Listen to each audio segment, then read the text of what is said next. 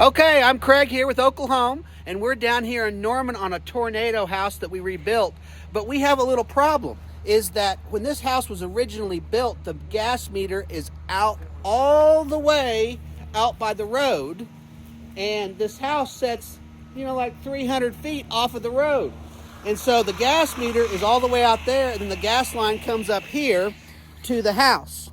And so we were not getting enough gas to make all of our appliances work correctly. So I've got Bob Usry, I apologize, Usry, with here in Norman. You have a plumbing company, Yes, and what do you propose that we do here, sir? Well, we're going to up the pressure to 2 pounds, but we've got a figure on all the appliances up in the house, and we're going to throw a regulator in there to bring the 2 pounds back to normal working pressure around 6 ounces, and that should get her. Well, I appreciate you coming out and helping us take care of this house. You got it. And that way our homeowners could move back in. Thank you. That sounds great. Thank you. House looks beautiful, by the way. Well, thank you very much, Bob. You bet.